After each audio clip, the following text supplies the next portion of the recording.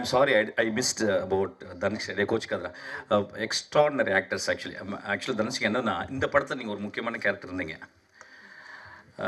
அது வந்து எப்படி மிஸ் ஆச்சுன்னு தெரியல. I really regret. ஆக்சுவலி நான் சீக்கிரமாக உங்களுக்காக ஒரு கதையை எழுதுவேன். Actually she is a fantabulous actor.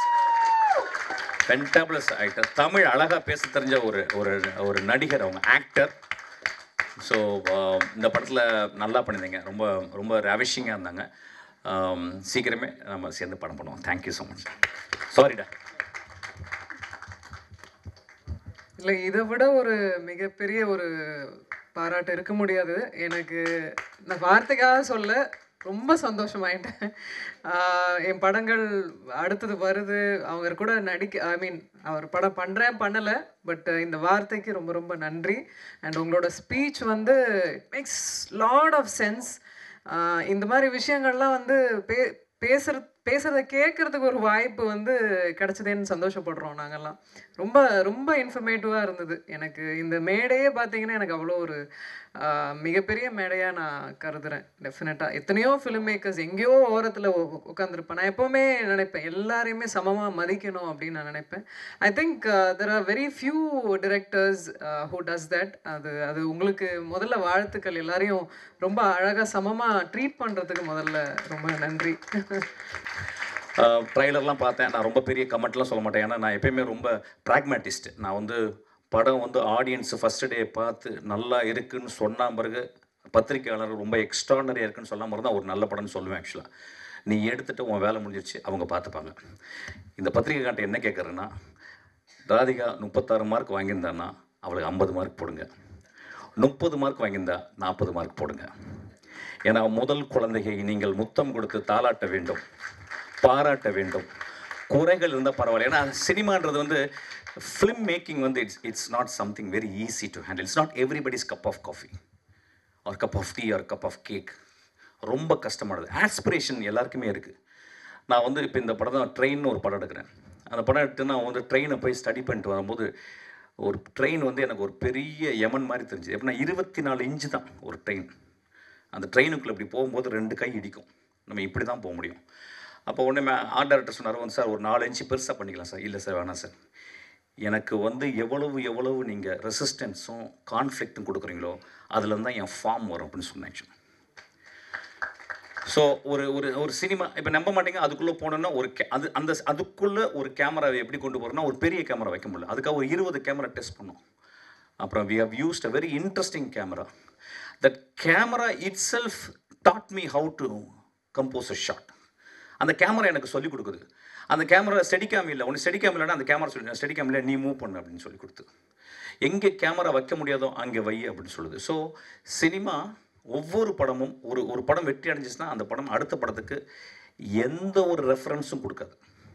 அதனால தான் சினிமா கிரேட்டாக இருக்குது. ஒரு சினிமா போன படம் என் படம் பெரிய வெற்றி அடைஞ்சிச்சுன்னா அந்த வெற்றி என்னுடைய அடுத்த படத்துக்கு எந்த ஹெல்ப்பும் பண்ணாது. அந்த வெற்றியில் கிடைக்கிற ஒரு கான்ஃபிடென்ஸ் மட்டும் எனக்கு ஒரு ஹெல்ப் பண்ணும். தோல்வியில் எனக்கு ஒரு பெரிய மன தைரியத்தை கொடுக்கும், இந்த படம் எப்படியாவது வெற்றி பண்ணணும்னு சொல்லிட்டு. So no way my past success or failure connects to my present film. போன படம் 100 மடங்கு ஒர்க் பண்ணியிருந்தேன், இதில் வந்து 200 மடங்கு ஒர்க் பண்ணோம்.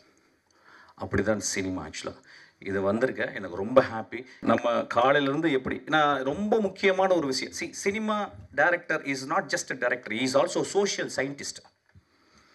நான் ஒரு படத்தை என் அசிஸ்டன்ட் டைரக்டர் சொல்ல முடியும், நீங்கள் என்ன படம் நான் என்னுடைய அசிஸ்டன்ட் டைரக்டருக்கு சொல்கிறேன், டேய் நீ போயிட்டு நெட்ஃப்ளிக்ஸில் ரிப்ளே அப்படின்னு ஒரு சீரிஸ் வருது, அதை பாடுறா, உனக்கு அதுதான் கரெக்டாக இருக்கும், நீ அந்த ஃபில்ம் மேக்கிங் பண்ணுண்டா. 1955 வந்த படம் டேலண்டட் மிஸ்டர் ரிப்ளே அப்படின்னு சொல்லிட்டு பேட்ரிஷியா ஹைஸ்மித் எழுதின ஒரு நாவலுடைய 1955 வந்த படத்தை இப்போ ரீமேக் பண்ணியிருக்காங்க. சினிமாவுக்கு வர்ற அசிஸ்டன்ட் டைரக்டர் வர்ற ஆசைப்படுறவங்க ஷார்ட் டிவிஷன்ஸ்னால் என்னன்னு சொல்லிட்டு அந்த சீரீஸ் போய் பாருங்கள். ரிப்ளே அப்படின்ற ஒரு சீரீஸ். அந்த படம் வந்து ஒரு கெட்டவனை பற்றி, அது 8 எபிசோட் எடுத்துருக்கேன். கெட்டவனை பற்றி, கெட்டவன் கெட்டதை செஞ்சுக்கிட்டே இருக்கான், அவன் மனசாட்சி உறுத்திக்கிட்டே இருக்கு.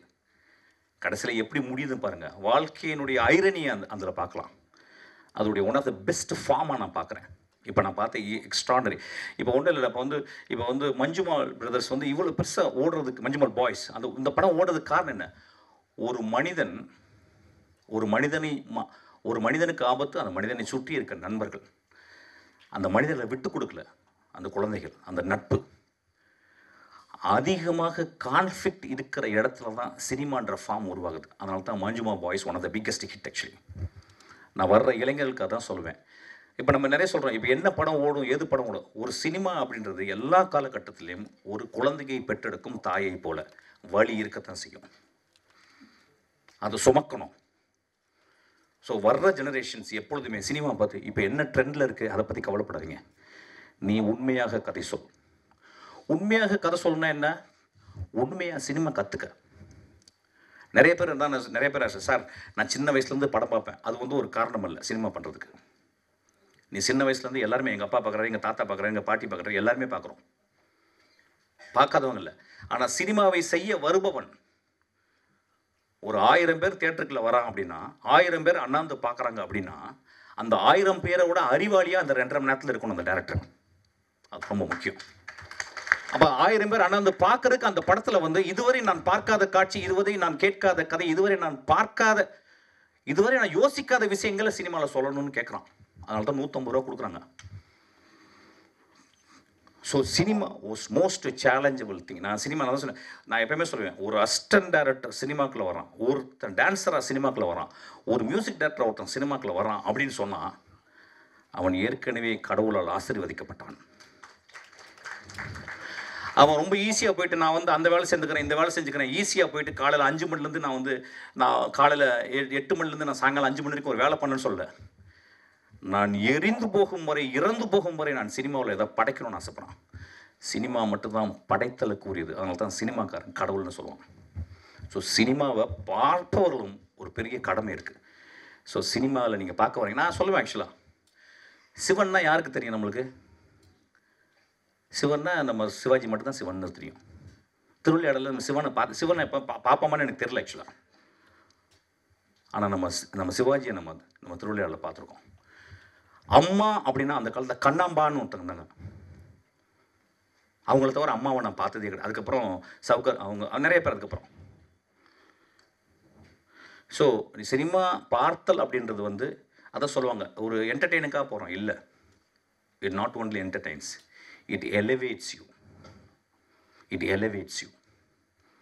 ஒரு நல்ல திரைப்படத்தை பார்க்கும் பொழுது நானும் அந்த இயக்குனரும் நானும் அந்த மகா கலைஞர்களும் கைகோர்த்து நடக்கிறோம். இந்த படம் அப்படி இருக்கணும்னு நான் ஆசைப்பட்றேன். இந்த படம் ஓடணும்னு நான் ஆசைப்பட்றேன். அதனால் 36 மார்க்கை 50 போடுங்க, 30 மார்க்கை 40 போடுங்க. இந்த குழந்தைக்கு வழி விடுங்க.